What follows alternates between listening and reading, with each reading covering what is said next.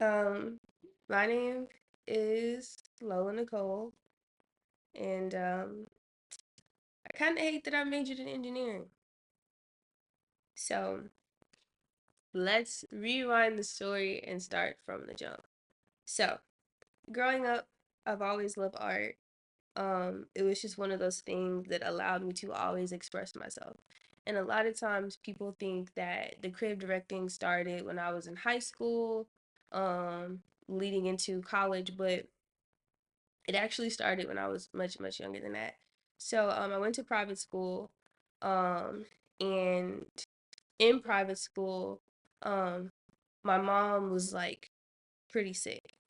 And so I kind of just always had this standard of being the best I could be at all times, even if it didn't really align to like what societal norms were going for, um, and stuff like that. So that's actually false. I was really just trying to be the best kid possible. Um, so yeah, growing up, I remember that Nicki Minaj had just came out with Super Bass. Booming, okay, hella booming. And I really wanted to recreate that outfit at the time there wasn't a Nicki Minaj Super Bass outfit. So I'm like, Mom, like I have to go as Nicki Minaj from Super Bass, like to this Halloween party. Like I just have to. I'm like every bit of like maybe 10, if 10. So we end up getting some white jeans. I splattered paint blue. I remember it was blue, orange, and pink. And I splattered all over these white pants because that was a thing. It was a group of boys. I gotta find the boys, but like they was the new boys. So it was kind of like going on that, and it was skinny jeans. Had a green army jacket and a pink tank top, and I had like this Party City wig that I dyed the ends with like a pink highlighter. Before we knew that you could dip your 613 wig into some dye. But I say all that to say that like being creative has always been a thing for me. And I remember my grandma was like, if I ever win the lottery, like I'm sending you to fashion school because again, before it was the Nicki Minaj Super Bass, I'm sitting here playing fashion girl games 24/7. Because that's who I love to be and that's who I envisioned myself being. I loved Raven Simone, I loved Kiki Palmer in True VP, like I loved all those things. And I don't even know if True VP is the right one. She did so many things. Shout out to Kiki Palmer. But yeah, like that just always has been a part of me. Um, and so when I got into high school, I started YouTube. One of my first videos that really blew up was my prom video. And I just remember like that feeling of like looking at Aaliyah J's and looking at Jackie's and just looking at all these beautiful black women who just are being themselves on the platform. And that's all I ever really wanted to aspire to be. But it just came out in a very creative, artistic sense, creative direction, fashion design, bro, film photography, so many things. And then I got to college. I got to college and I remember my very first semester, I called my mom and I'm like, Mom, I just want to major in art. She's like, no, like you're gonna be something, that's just reliable. You're gonna be a meteorologist, you're gonna be an engineer, you're gonna be a pharmacist. And at the time, I was already pursuing my career in computer engineering and um I just knew. I knew that what I was doing was making my family proud. I was one of the first kids in the family to go off to a college outside of the city of home. Um, and do the thing. And so I wanted to make my mom proud. Wanted to make my grandma proud, but deep down I knew that like the one thing that gets me out of the bed and the one thing that I could talk about for hours is like art and creativity. And I remember just feeling so distraught like after that conversation. Like she doesn't even get it. Like I'm just gonna graduate and I'm still gonna oh God. I'm just gonna graduate and I'm still gonna chase my dreams. Like this isn't just a college thing. Knowing that it's something that I've always done ever since I was little. And I Yeah. So I ended up in college crave directing a lot of the time. It was my side hustle in college, and I would always do photo shoots for people in terms of like crib directing, styling people, which I got into styling towards the end of my college career, but I'd always been these things.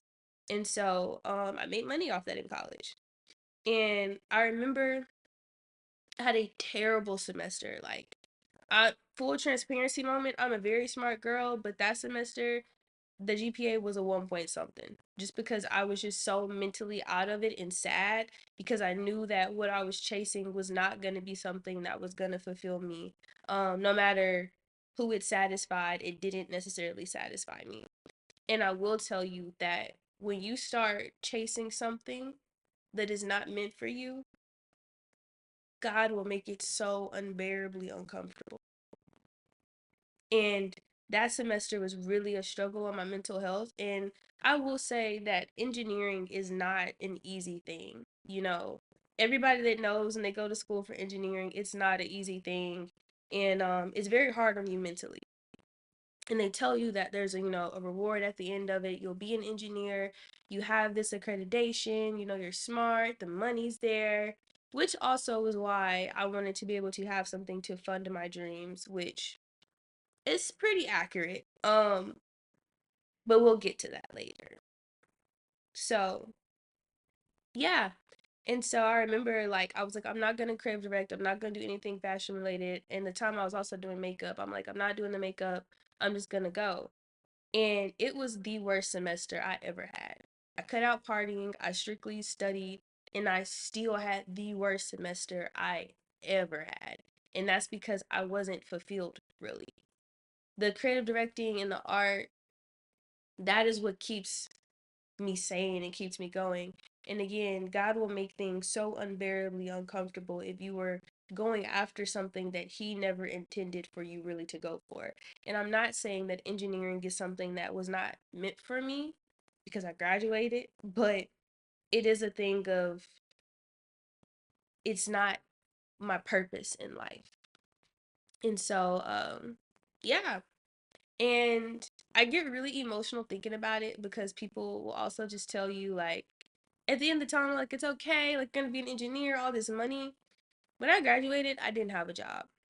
And it was like the most vivid memory that I have of like such passion that I thought that I lost because I was so invested in engineering school and I was still doing the photo shoots. Um, but it didn't feel. So I remember I'm like hustling, I'm event planning, I'm doing all these things, and I made money from doing that.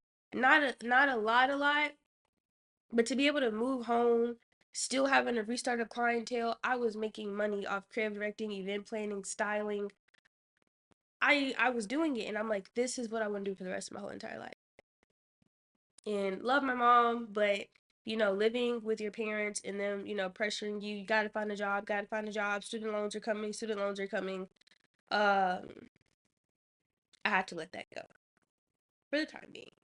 And so got a job, got a few jobs, and I just always wanted to share something, and I don't know if this is like a real thing or not, because social media be lying, but Jim Carrey basically had said that his dad wanted to be a comedian, and his dad never pursued the dream.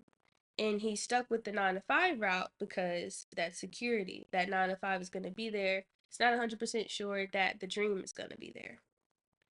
And Jim Carrey's dad apparently worked and worked and worked and worked and worked. And again, if this story is false, I'm so sorry, but it's still very valid. But he ended up getting laid off like 40, 50 years later.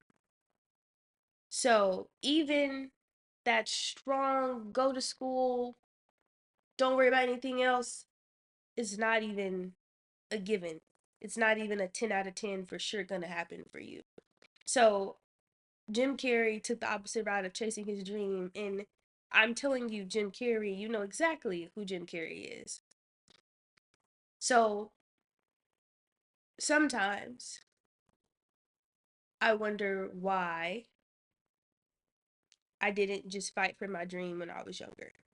because it has made me, in a sense, almost hate engineering. And it just kind of just makes me wonder how different my life would be if early on I would have just stood on who I knew God called me to be, even as a young adolescent or teenager. And granted, I'm still young now and I have a lot of life to live, and thank God I haven't given up on myself and my dream, but it just makes me wonder because I still went to school, I still did all these things, and it wasn't a phase. It's literally who I am. And I remember the other day crying because I don't know where my money went. I like paid all these bills, and I'm like, I don't really know where my money went. And it's like, God, I did everything right. I was a good kid. I stayed out of trouble. My mom is 20 years apart from my grandmother. My grandmother is 20 years apart from my great grandmother. And I'm 20 years apart from my mom. And I promised them, like, I was going to break that, which I did. I went off on campus for college, did that. First generational Greek in my family, did that. Um, did good in school, became an engineer, and got a good paying job. And it's like still that feeling of being unfulfilled because it's not my dreams.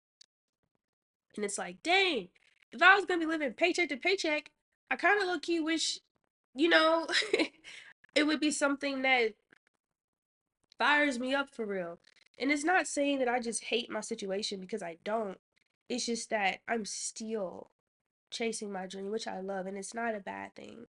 And I really want to be able to share this journey and just be transparent that, like, you're supposed to go after those dreams, the dreams that keep you up at night, the dreams that just make you wander, the dreams that put fire underneath you, that make you smile, that make you laugh, that make you cry because you're too terrified. And so, yeah, I just really wanted to put something out to let people know, like, it's never too late for real. And it's okay to still be doing something and doing something else. This world just makes it seem like everything is perfect, and it's just not. It's just not. But I think from now on, I'm just going to start sharing my journey on being a full time engineer and being a creative and going after those dreams fearlessly, endlessly, vibrantly, brilliantly, and just going after what I know I can have. And I really want to bring you guys along with me with that. And um, yeah, I just hope this helps somebody. So.